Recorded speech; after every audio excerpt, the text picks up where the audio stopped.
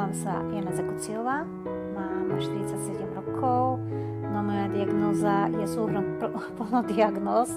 Myopatický syndrom je daný, ale nevie sa presne, ktorý typ mám ja. Len mám toho strašne veľa, ako zápaly, rôzne, či to je zápaly očí, sietnice, očného nervu, zápaly pľúc, zápaly klbov a to všetko nechávalo následky. Astmu mám, očami nevidím dobre, mám problém, zrakovú vadu mám, potom s klbami, bolesti mám často. A takisto mala som zlomenú chrbticu. V 14 rokoch som začala mať zápaly. Z ničoho nič.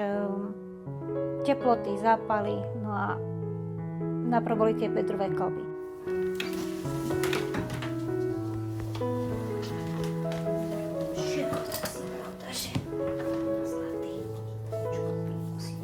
No a v tých 14, keď som skončila v nemocnici zase, tak vtedy sa ma mama už zriekla, nechcela ma.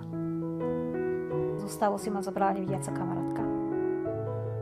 No a tie ochorenia, ktoré mám, tak aj psychicky som mala dosť veľa problémov psychického rázu.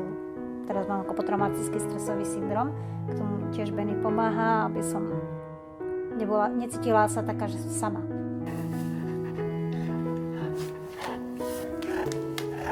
Zlatý si šikovný. Ešte ponožky.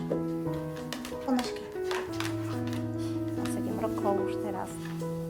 A snaží sa mi pomáhať stále, kde sa len dá, vždy je blízko, aby videl. On len počuje niečo, že mi cupne, už rýchlo vyskočí, ide pomáhať. No ja som rada chodievala do prírody, ja mám aj množstvo fotiek, ale na Facebooku, čo som chodievali na túry rôzne a tak ďalej. Teraz sa už do prírody nemám kde dostať. Nie je to možné. To všetko je kopcovité a tak ďalej, nedá sa. A to mi chýba, lebo som rada chodila, no tá príroda pre mňa. Takisto mám rada pestovanie rastlín, hlavne bylinky a tak, sa tomu aj venujem.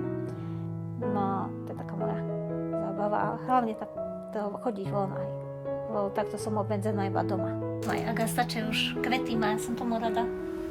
To mám tiež rada, taká škoricová bylinka. Mechanický vozík mám, ale hriňová je dosť taká kopcovitá. A keď aj chcem ísť napríklad do obchodu, alebo podobne, nedostala by som sa lebo do kopca a nemám tú silu, aby som sa do kopca dostala. Tak mi zapožičali teraz zo združenia tento elektrický vozík, čo je iba dočasne, lebo to oni zapožičiavajú len tak dočasne, kým si človek nájde, aby mal vozík. No len mne poisťovňa zamietla kvôli zraku, že je zhoršený. Nemám veľmi teraz ani priateľstva nenavazujem, pretože nemám ako.